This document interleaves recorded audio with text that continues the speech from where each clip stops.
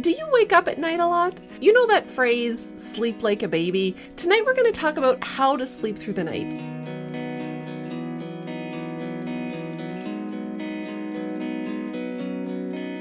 Hi, I'm Elizabeth. Tonight we're going to talk about how to sleep through the night. You know that phrase, sleep like a baby? I think the more accurate phrase should be sleeping like a teenager, because babies actually don't sleep for long stretches of time.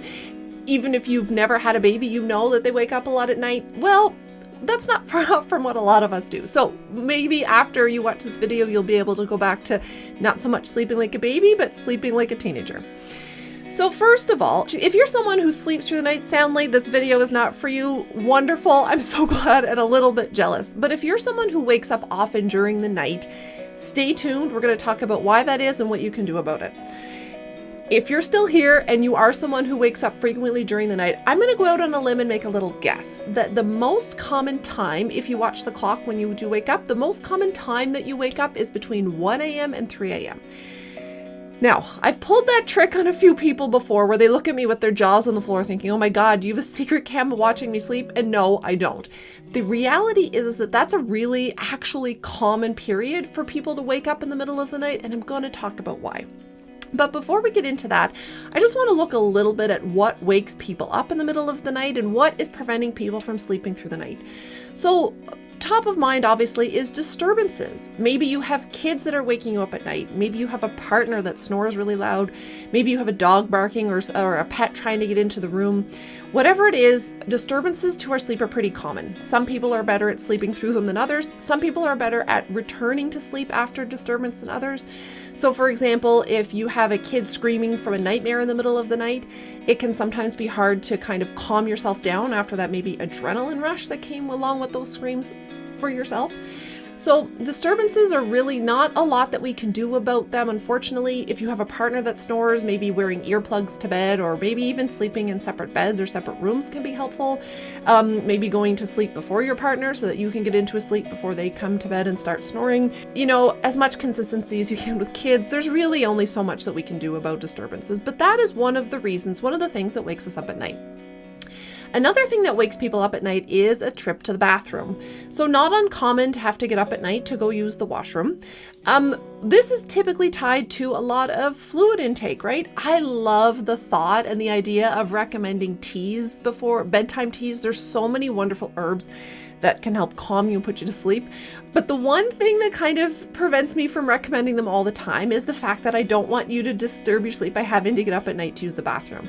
If you're someone who's actually really sensitive to this, I would recommend cutting off your liquids or fluids a couple of hours before bedtime, or, you know, being really conscious of how much you're consuming, especially in the evening hours.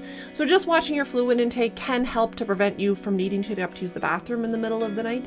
Just a quick note though, this is actually really common, especially in men as they age, just because of prostate changes. It can be something that you want to talk to your doctor about if you are finding frequent wake-ups at night because of the need to use the washroom. But the real common reason that people wake up between 1 a.m. and 3 a.m., and women are very susceptible to this, is a good old cortisol spike. So cortisol is that hormone associated with stress. But the thing is that cortisol, one of cortisol's jobs in the body is to wake you up. It's the hormone that wakes you up in the morning. And when there's a big spike between 1 a.m. or 3 a.m., it wakes you up then too. So why does cortisol spike at night? There are a couple of reasons. One of them is actually has to do with blood sugar. So a quick background on blood sugar. Blood sugar is basically the level of energy or sugar in your blood that your body has to run on itself. You eat food, your body digests it, it takes the carbohydrates, uses them as a fuel. It's called blood sugar.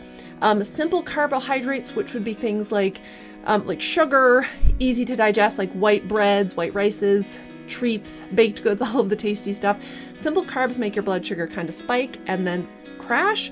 Complex carbs, on the other hand, which would be things like whole grains, fruits and veggies, they tend to make your blood sugar go up a little bit more gently and come back down a little bit more gently.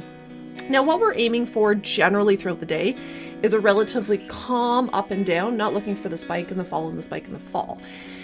This does one thing during the day, which is to help keep your energy steady. But what it does at night is also help keep you sleeping through the night.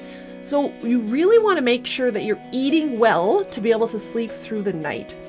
Focusing on a whole foods diet, focusing on protein with every meal and snack, healthy fats, just the general recommendations for a great diet will actually help improve your sleep at night because it will help to keep your blood sugar steady. But I do have one specific recommendation that I like to make around blood sugar, and that's not so much what you eat as when you eat. So what I generally recommend is that you cut off any sort of calorie intake by about 2 to 3 hours before you go to bed. Here's the thing. When we're sleeping, it's our body's job to rest, regenerate, and repair, and that's really what it's focused on. So from I'll say mechanical perspective, when you eat, or if you eat right before bed and your body now has extra digesting to do, it means you're not going to fall into as deep or as sound asleep. You're not going to fall asleep as quickly or into as soundly asleep. But the other thing is, depending on what it is that you're eating late, let's say you have a bowl of ice cream or a glass of wine or alcohol, or something else that we would consider a simple carb that can spike your blood sugar. By 1 a.m. or 3 a.m., so your blood sugar spikes around the time you're going to bed, and by 1 a.m. or 3 a.m., your blood sugar has come down. So what you really want to focus on is cutting off food, no calories, and I say no calories because alcohol falls in that, because it has this massive influence on spiking your blood sugar about 2 to 3 hours before bed. Then what you want to do is you want to go the whole night without eating. Now, I know this sounds really simple, and this might actually sound a little bit like intermittent fasting. It's not quite. Intermittent fasting is a different ball game. Intermittent fasting doesn't have a designated sort of time restriction around it. What I'm talking about here is strictly not eating at night, or what I call overnight fasting. So if you're in bed at about 10 or 11, you'll want to stop eating around 7 or 8. And then what you want to do is you want to not eat for about 12 to 13 hours. There's been some really good, interesting studies that have shown that blood sugar regulation and blood sugar management has actually been improved with that nice fast overnight, so that your body can sort of reset its metabolism and do what it needs to do. So you want to not stop eating about 7 or 8 at night, and you want to not avoid eating breakfast roughly till about 7 or 8 in the morning. Now, those are very, very loose guidelines.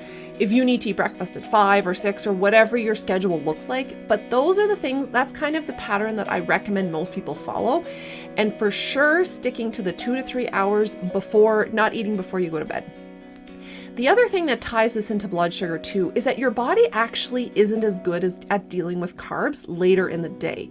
So when you eat, let's say you had a stack of pancakes at 8 o'clock in the morning, your blood sugar, delicious, but your blood sugar would go up, which is fine. Your body deals with it, puts it away, does its thing. If you eat that same stack of pancakes at 8 o'clock in the evening, your metabolism and your daytime circadian rhythm has changed your metabolism so that your blood sugar your body doesn't deal with that quite as efficiently. So when we eat sort of, I'm going to say more of the simple carbs later at night, it can actually have higher impacts on our blood sugar than we previously thought. So not eating about 2 to 3 hours before bedtime and doing that routinely is one of my main recommendations around blood sugar management at night. I do have another one that I'm not going to get into right now, but if you check out my free workshop called Secrets to Sleeping Well, you'll be able, I talk a little bit about that in there and just more of sleep in general. So that is step 1 for preventing a cortisol spike between 1 and 3 a.m. But the other thing that can cause a cortisol spike during that time period is stress. Now, nobody really, if you're soundly sleeping and you're sleeping well, nobody really is that stressed out necessarily at 1 to 3 a.m., but it doesn't really matter. Stress is at play all day, every day. And so really making sure that we manage our stress response in our body is a key thing to do to help maintain your sleep and help keeping you to sleep through the night. Now, there are lots of approaches, things, tips, tricks that you can do to kind of help manage your stress response. The one thing I'm going to suggest today is moving every day. Movement every day is really, really helpful, beneficial for stress, but also just keeping your body moving is going to actually make you more tired. So you'll be more likely to fall asleep if you move every day. And it's going to help lower your cortisol levels. Doing some deep breathing exercises before you go to bed can also help that as well. So daily movement is a key factor for stress management and helping to reduce stress hormones. And once you can get those stress hormones kind of brought down a little bit in your body, or once you know the triggers for you, or once you know kind of what your best stress optimization strategy is, that's when you'll notice that your sleep through the night starts to improve. Again, in my free workshop, Secrets to Sleeping Well, I dive into stress quite a lot and what that looks like with our sleep, how it impacts us. So I'm going to put the link for that workshop. It's a free virtual workshop. You can access it anytime. I'm going to put that link in the video description. If this is resounding with you in any way, shape, or form, head on over and check that out, and you'll learn some more tips to help you kind of stay asleep through the night. I hope this was helpful. I hope you can incorporate a couple of these tips or tricks to kind of improve your sleep and maybe feel more rested and energized when you wake up in the morning. Thanks so much for watching. I hope you have a great day.